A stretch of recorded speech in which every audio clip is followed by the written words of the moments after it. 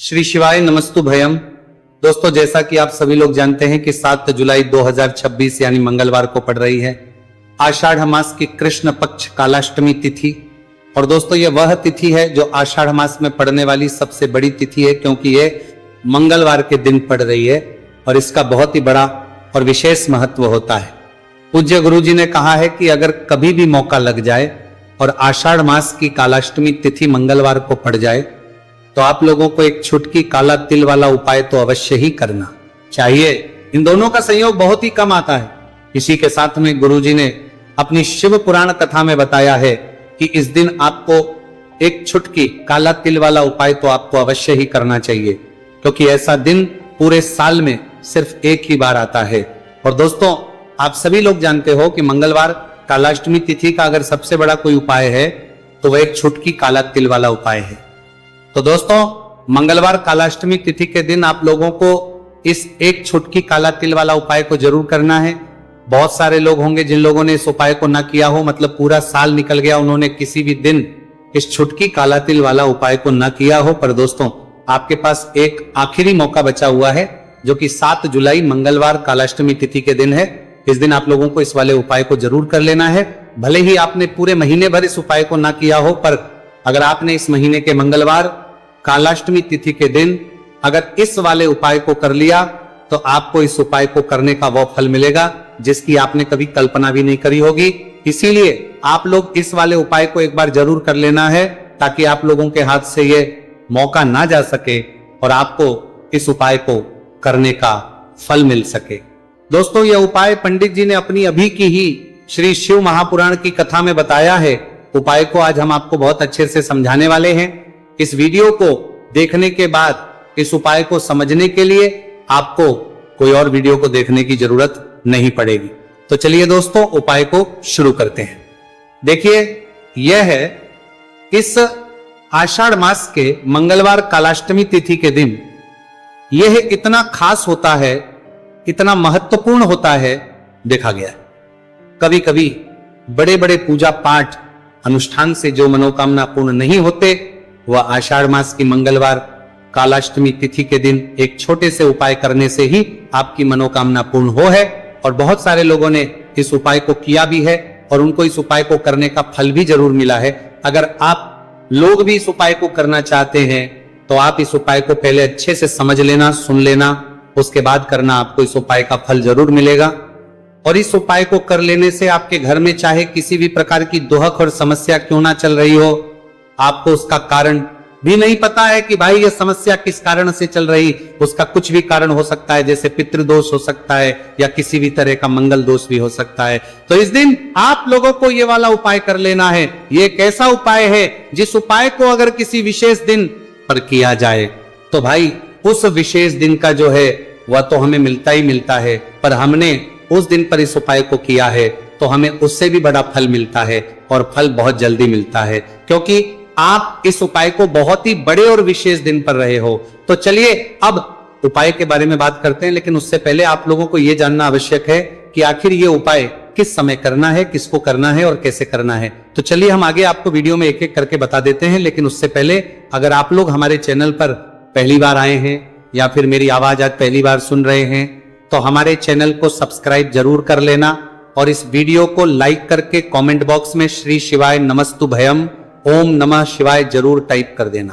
तो दोस्तों, इस एक छुटकी काला तिल वाला उपाय को हमें इस मंगलवार कालाष्टमी तिथि के दिन कैसे करना है, किसको करना है, किस समय करना है और कहां पर करना है, ये सारे सवालों के जवाब आपको इस वीडियो में मिल जाएंगे।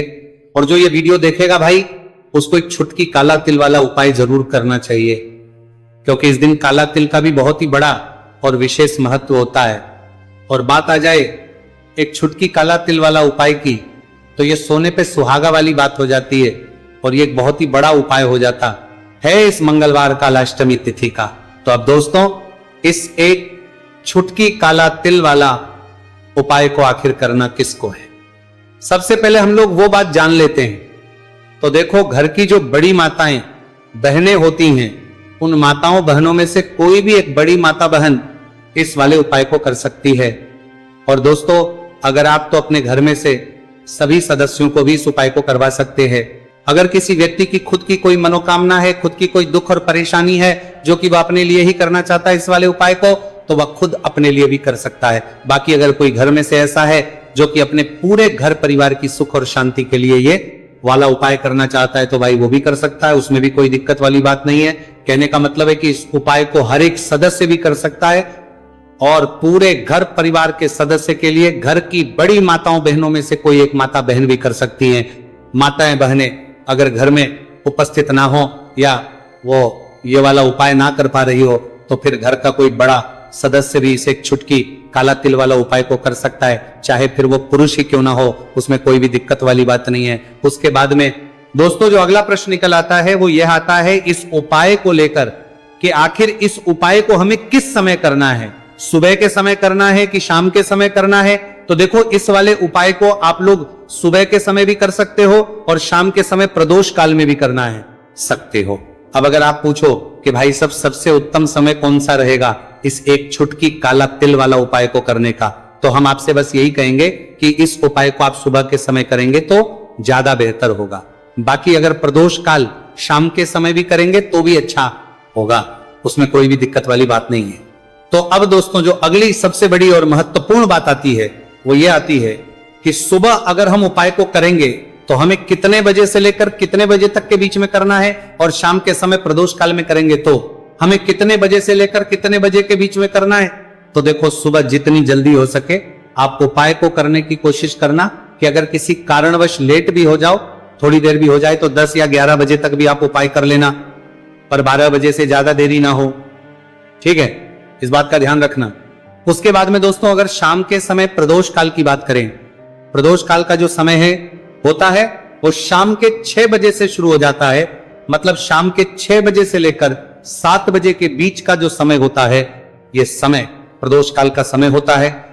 तो आप उपाय को 7 या 8 बजे के बीच में भी कर सकते हो, मतलब शाम के 6 बजे से रात 8 बजे के बीच में आप कभी भी इस वाले उपाय को कर सकते हो, उसमें कोई भी दिक्कत वाली बात नहीं है। देखिए यदि आपके जीवन में संकट बहुत ही अधिक चल रहे हो, समस्याएं बहुत ही अधिक चल ही हो, एक एक रूप खर्च करने आपको बस ओढ़ रहा है, भूमि से जुड़ी हुई कोई भी समस्या हो या फिर आपके विवाह से जुड़ी हुई कोई भी समस्या हो या आपके व्यापार से जुड़ी हुई कोई भी समस्या हो, तो आपकी ये सारी समस्या इस मंगलवार कालाष्टमी तिथि के दिन समाप्त होने वाली है। तो चलिए दोस्तों जानते हैं उस विशेष उपाय के बारे में। देखिए इस वीडियो में हम पूज्य गुरु जी द्वारा बताए गए 3 बहुत ही चमत्कारिक उपायों के बारे में जानेंगे। देखिए ये जो उपाय है आपके जीवन से दुर्भाग्य का तो अंत करेंगे ही, साथ ही साथ यदि आपके जीवन में धन की समस्या चल रही है तो वह सभी भी आपकी समाप्त हो जाएंगी। देखिए गुरुजी ने बताया है कि जब भी मंगलवार कालाष्टमी तिथि का दिन पड़े तो हमें कर्ज मुक्ति के लिए कुछ उपाय करने चाहिए, इसी के साथ हमें धन प्राप्ति, भूमि से जुड़े कार्यों और विवाह के लिए भी उपाय करने चाहिए। तो चलिए दोस्तों जानते हैं गुरुजी द्वारा बताए गए सबसे पहले उपाय के बारे में। देखिए ये उपाय विशेषकर उन लोगों को करना है जिनकी भूमि से जुड़ी कोई भी समस्या चल रही हो, यानी कि उनकी भी जमीन से जुड़ी हुई समस्या चल रही है, यानी कि जो लोग मकान खरीदना चाहते हैं या फिर उनका खेत से जुड़ा कोई भी केस चल रहा है, या फिर जिनके भी विवाह में विलंब हो रहा है, या फिर जिन भी लोगों के जीवन में कर्ज बहुत ही अधिक बढ़ने लगा है, कर्ज जो है वह चुका नहीं पा रहे हैं, तो गुरुजी ने कहा है कि ऐसे लोगों को यह उपाय करना चाहिए। देखिए इस उपाय के लिए आपको थोड़े से काले तिल ले लेने हैं। देख आपको मात्र एक चुटकी काले तिल ले लेने हैं, इसी के साथ में आपको थोड़ा सा शहद ले लेना है, फिर सबसे अंत में आपको एक लोटा शुद्ध जल ले लेना है।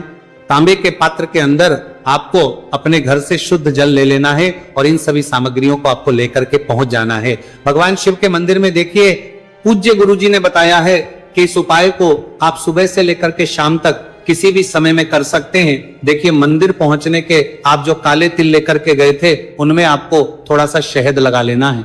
देखिए आप जो शहद लेकर के आए हैं उस शहद में आपको ये काले तिल अच्छे से डुबो देना है और शहद से युक्त ये जो काले तिल है इन्हें आपको शिवलिंग पर अर्पित कर देने हैं, या फिर आपको शिवलिंग के चारों तरफ अच्छे से काले तिल का लेपन कर देना है। पूज्य गुरुजी ने बताया है कि लेपन करते समय यदि आपके जीवन में कर्ज से जुड़ी समस्याएं चल रही हैं, लेपन करते समय आपको आर्यन मुक्तेश्वर महादेव का स्मरण करना है, या फिर आपके जीवन में विवाह से संबंधित या फिर जमीन से संबंधित कोई भी समस्या चल रही है तो फिर आपको मंगलेश्वर महादेव का स्मरण करना है। इसके बाद जो आप जल लेकर के आए हैं उसे आपको धीरे धीरे शिवलिंग पर अर्पित कर देना है तथा आपको लगातार शिव महापुराण के मूल मंत्र श्री शिवाय नमस्तुभयम इस मंत्र का जाप करते रहना है। पूज्य गुरुजी ने बताया है कि सिर्फ एक मंगलवार कालाष्टमी तिथि यह उपाय करके देखना और आप स्वयं देखेंगे कि 2 से 3 महीने के अंदर आपके जीवन से जुड़ी हुई जो भी समस्याएं हैं बस सभी समस्या बहुत ही जल्द महादेव की कृपा से दूर होने लगेगी। तो दोस्तों इस प्रकार से आपको ये पहला उपाय ना है। अब हम जानते हैं दूसरे विशेष उपाय के बारे में। देखिए इस उपाय के लिए आपको एक प्यारी सी बेलपत्र ले लेनी है। इसी के साथ में 1 लोटा शुद्ध जल लेना है तांबे के पात्र के अंदर और इसी के साथ में आपको थोड़ा सा शहद ले लेना है। देखिए मंगलवार का दिन है और मंगलवार कालाष्टमी तिथि के दिन यदि हम शहद का उपाय करते हैं तो इससे महादेव हमसे बहुत ही अधिक प्रसन्न होकर के हमारी मनोकामना को परिपूर्ण करते हैं। देखिए दोस्तों यदि आपको बेलपत्र नहीं मिल पाती है तो आप भगवान शिव के शिवलिंग पर जो बेलपत्र छड़ी हुई होती है उसे शुद्ध जल से धो करके उसका उपयोग कर सकते हैं। तो इन सभी सामग्रियों को आपको भगवान शिव के मंदिर में लेकर के पहुंच जाना है। गुरुजी ने कहा है कि इस उपाय को भी आप सुबह से लेकर के शाम तक किसी भी समय में कर सकते हैं। देखिए मंदिर पहुंचने के बाद आपके पास जो एक बेलपत्र है और बेलपत्र की जो सबसे बड़ी वाली पत्ती होती है और उसकी जो चिकनी साइड होती है उस पर आपको अच्छे से शहद का लेपन कर देना है। यानी कि बेलपत्र की बड़ी वाली पत्ती पर पूरी ही पत्ती पर अच्छे से शहद लगा देना है। अब देखिए ये जो बेलपत्र है इसे आपको अपने सीधे हाथ की हथेली पर रखना है और आपके जो भी कार्य अटक रहे हैं, देखिए बहुत से लोग ऐसे होते हैं जो अपने नौकरी को प्राप्त करने के लिए सालों से तैयारी करते हैं लेकिन उनको नौकरी नहीं प्राप्त होगा पाती है। बहुत से ऐसे लोग होते हैं जो बहुत ही मेहनत करते हैं, धन भक्ति के लिए बहुत अधिक प्रयास करते हैं लेकिन फिर भी उनको धन प्राप्त नहीं हो पाता है। तो गुरुजी ने बताया है कि जब भी आपको अपने कार्यों में सफलता ना मिले तो फिर आपको मंगलवार के दिन इस उपाय को अवश्य करना चाहिए। देखिए अब आपको जिस भी कार्य में सफलता प्राप्ति करनी है उस कार्य को सफल बनाने के लिए आपको महादेव से प्रार्थना कर लेनी है और फिर ये जो एक बेलपत्र है इसे आपको भगवान शिव के शिवलिंग पर अर्पित कर देनी है। देखिए बेलपत्र की चिकनी साइड जिस पर आपने शहद लगाए हैं वह शिवलिंग से स्पर्श रहेगी और इसकी जो डंडी है वह आपको जलाधारी की ओर रखनी है। इस प्रकार से आपको यह बेलपत्र अर्पित कर देनी है। अब देखिए आप जो 1 लोटा जल लेकर के आए हैं उसे आपको भगवान शिव के शिवलिंग पर धीरे धीरे अर्पित कर देना है।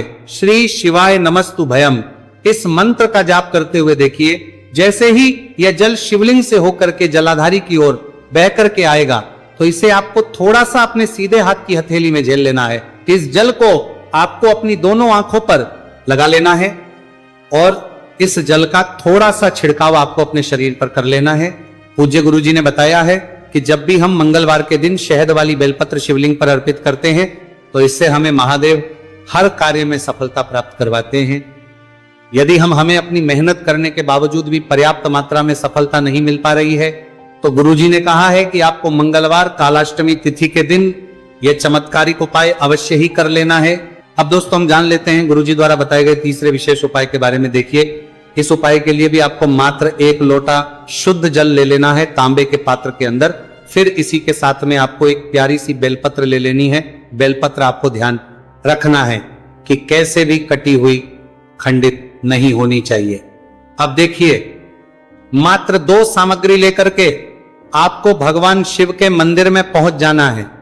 पूज्य गुरुजी ने बताया है कि यह उपाय विशेषकर उन लोगों को करना है जिनकी कोई भी विशेष मनोकामनाएं जो कई दिनों से परिपूर्ण नहीं हो पा रही है, चाहे वह विवाह से संबंधित हो, नौकरी से संबंधित हो, व्यापार से संबंधित हो, चाहे किसी भी प्रकार की मनोकामना है जो परिपूर्ण नहीं हो पा रही है, तो उसके लिए आपको यह उपाय करना है। देखिए इस उपाय को भी आप सुबह से कि शाम तक किसी भी समय में कर सकते हैं। देखिए मंदिर पहुंचने के बाद सबसे पहले तो आप बेलपत्र लेकर के आए हैं, उसे आपको अपने सीधे हाथ की हथेली पर रखना है और आपको महादेव से प्रार्थना करनी है कि हे मेरे महादेव, मेरी ये जो मनोकामनाएं बहुत दिनों से अधूरी है, मैंने कई प्रकार के उपाय कर लिए हैं, कई प्रकार के व्रत कर लिए हैं, लेकिन अभी तक मेरी मनोकामना परिपूर्ण नहीं हो पाई है। तो उस मनोकामना को परिपूर्ण करने के लिए प्रार्थना करनी है और यह एक बेलपत्र आपको शिवलिंग पर अर्पित कर देनी है। देखिए बेलपत्र की जो चिकनी साइड है वह शिवलिंग से स्पर्श रहेगी और इसकी जो है वो आपको जलाधारी की ओर रखनी है। इस प्रकार से आपको यह बेलपत्र अर्पित कर देनी है। इसी प्रकार से आपको यह बेलपत्र अर्पित करनी है। अब देखिए, आप जो 1 लोटा शुद्ध जल लेकर के आए हैं, इसे आपको धीरे धीरे शिवलिंग पर अर्पित कर देना है। इस मंत्र का जाप करते हुए देखिए, जल अर्पित करते हुए आपको कम से कम 11 बार श्री शिवाय नमस्तुभयम या फिर ओम नमः शिवाय इस मंत्र का जाप कर लेना है। पूज्य गुरु जी ने बताया है कि जो भी व्यक्ति 7 जुलाई मंगलवार कालाष्टमी तिथि के दिन शिवलिंग के सामने इस उपाय को करता है तो उसकी जो भी मनोकामना है वह महादेव की कृपा से निश्चित ही परिपूर्ण हो जाती है। तो दोस्तों, ये थे पूज्य गुरु जी द्वारा बताए गए कुछ बहुत ही खास उपाय। अगर आपको जानकारी अच्छी लगी हो तो वीडियो लाइक करिएगा। मिलते हैं फिर एक नई वीडियो के साथ। श्री शिवाय नमस्तुभयम। पूरे साल भर इस उपाय को ना किया हो, पर अगर आपने इस मार्गशीर्ष महीने में, तो आपको इस उपाय को करने का वो फल मिलेगा जिसकी आपने कभी कल्पना भी नहीं करी होगी। इसीलिए इस हल्दी दीपक वाले उपाय को एक बार जरूर कर लेना, ताकि आप लोगों के हाथ से यह मौका ना जा सके और आपको इस उपाय को करने का फल मिल सके। दोस्तों, ये उपाय पंडित जी ने अपनी अभी की ही शिव महापुराण की कथा में बताया है, जो इस उपाय को आज हम आपको बहुत अच्छे से समझाने वाले हैं। इस वीडियो को देखने के बाद इस उपाय को समझने के लिए आपको कोई और वीडियो को देखने की जरूरत नहीं पड़ेगी। तो दोस्तों, इस उपाय को आपको कैसे करना है, कब करना है, कहां पर करना है और उपाय को करते समय आपको किन किन गलतियों को नहीं करना है और आपको किन किन बातों का ध्यान रखना है, यह सारी जानकारी हम आपको इस वीडियो में देंगे। तो चलिए भक्तों, उपायों को शुरू करते। अगर आप भी चाहते हैं कि महादेव जी का आशीर्वाद आप पर सदैव बना रहे तो वीडियो को लाइक करें, चैनल को सब्सक्राइब करें और कमेंट बॉक्स में हर हर महादेव जरूर लिखें। तो दोस्तों, यह थे पूज्य गुरु जी द्वारा बताए गए कुछ बहुत ही खास उपाय। अगर आपको जानकारी अच्छी लगी हो तो वीडियो लाइक करिएगा। मिलते हैं फिर एक नए वीडियो के साथ। श्री शिवाय। पूरे साल भर इस उपाय को ना किया हो, पर अगर आपने इस मार्गशीर्ष महीने में, तो आपको इस उपाय को करने का वो फल मिलेगा जिसकी आपने कभी कल्पना भी नहीं करी होगी। इसीलिए इस हल्दी दीपक वाले उपाय को एक बार जरूर कर लेना, ताकि आप लोगों के हाथ से यह मौका ना जा सके और आपको इस उपाय को करने का फल मिल सके। दोस्तों, ये उपाय पंडित जी ने अपनी अभी की ही शिव महापुराण की कथा में बताया है, जो इस उपाय को आज हम आपको बहुत अच्छे से समझाने वाले हैं। इस वीडियो को देखने के बाद इस उपाय को समझने के लिए आपको कोई और वीडियो को देखने की जरूरत नहीं पड़ेगी। तो दोस्तों, इस उपाय को आपको कैसे करना है, कब करना है, कहां पर करना है और उपाय को करते समय आपको किन किन गलतियों को नहीं करना है और आपको किन किन बातों का ध्यान रखना है, यह सारी जानकारी हम आपको इस वीडियो में देंगे। तो चलिए भक्तों, उपायों को शुरू करते। अगर आप भी चाहते हैं कि महादेव जी का आशीर्वाद आप पर सदैव बना रहे तो वीडियो को लाइक करें, चैनल को सब्सक्राइब करें और कमेंट बॉक्स में हर हर महादेव जरूर लिखें। तो दोस्तों, यह थे पूज्य गुरु जी द्वारा बताए गए कुछ बहुत ही खास उपाय। अगर आपको जानकारी अच्छी लगी हो तो वीडियो लाइक करिएगा। मिलते हैं फिर एक नए वीडियो के साथ। श्री शिवाय।